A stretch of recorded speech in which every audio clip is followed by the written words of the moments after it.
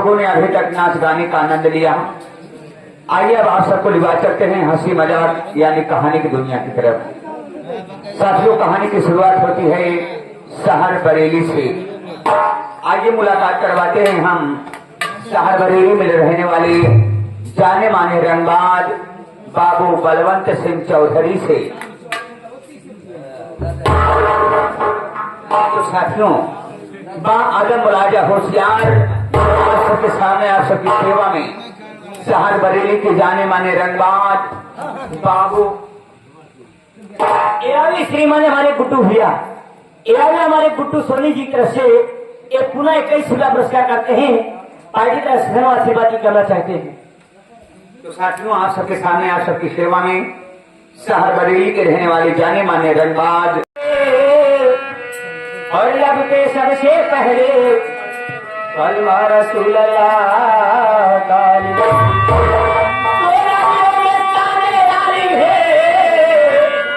मेरे रसूल की और कांधे पे काली कमली है मेरे रसूल की। लाडे बनते हैं, लाडे बनते हैं, बनते ही टूट जाते हैं। हर वही अजमेर जाते हैं, सीने पाया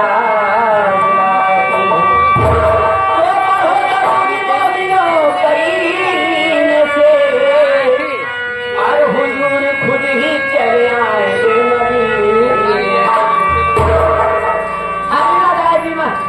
अलग अलग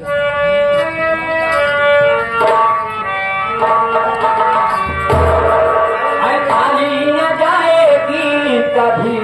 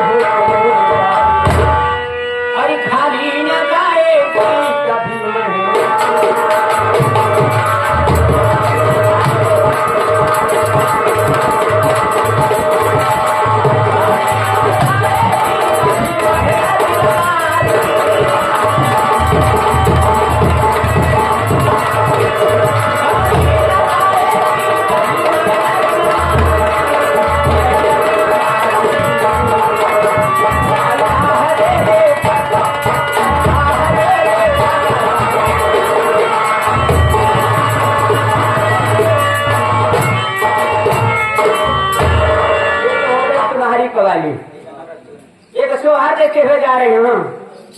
मास्टर जी गाहे बदेरो में लाल लगना सवेरे घुन घुनवा हो भाती कर दौना,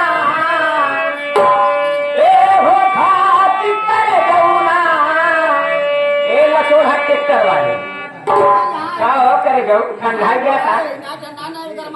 हाँ हो भाती कर दौना, 10 दिन और रह गई हरि कैला मोला काट रजू बोला लजी हाई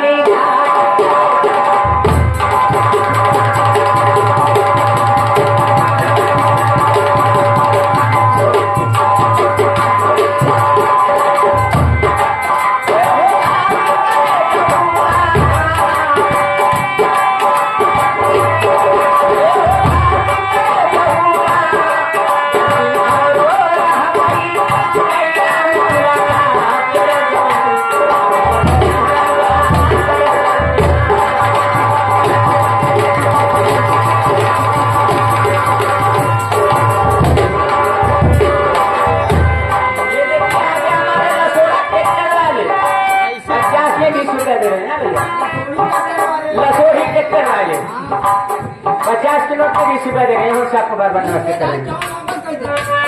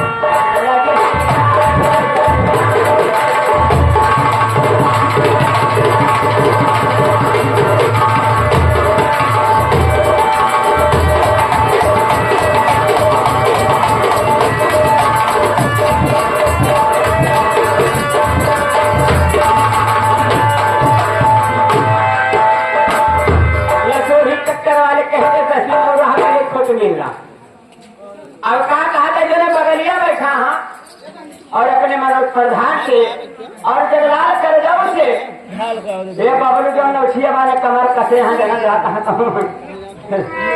जंग पे कुछ दिखा नहीं खोल के नया नामा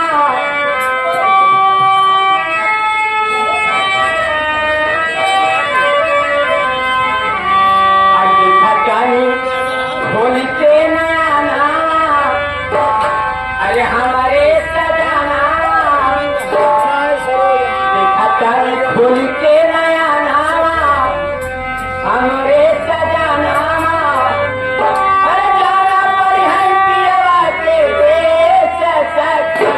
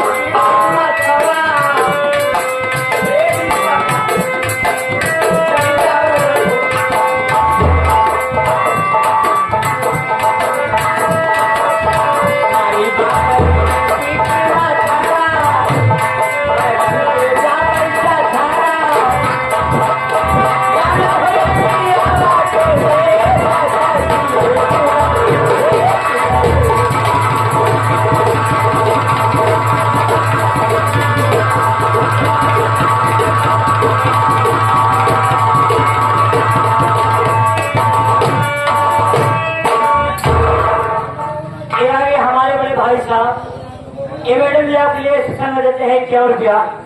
भाई जी तरह शिक्षण वाले के एक हाथ सोहर सुनाते हुए तो देखिए। चलो ठीक है, कवाली तो फरमाइश है भैया की, दुल्हन की कवाली दे दी इसके बाद सोहर देते हुए चले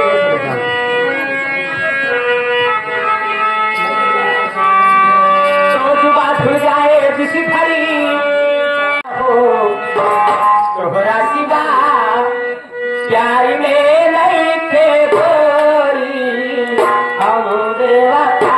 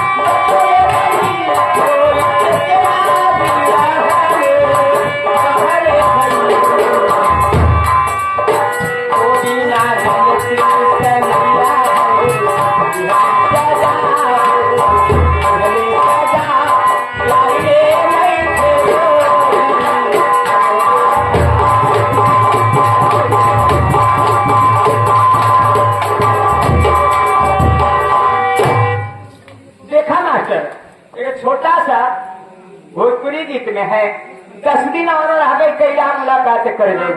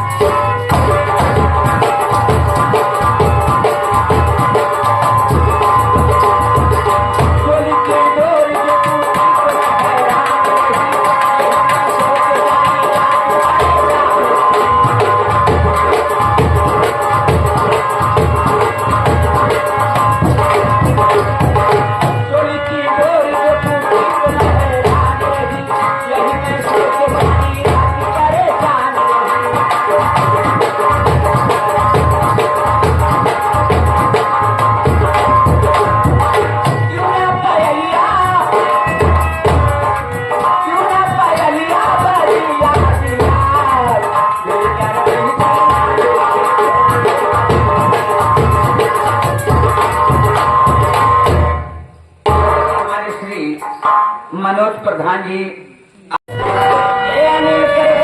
बैठा हो 50 रुपया में तुम सोहर का बाबत हुआ। अरे फरमाइश कितना होती का हमारे पास सोहर ना ये बुरा होता लेकिन जब फरमाइशी हो तो लोग गावत है तो हम गावत है।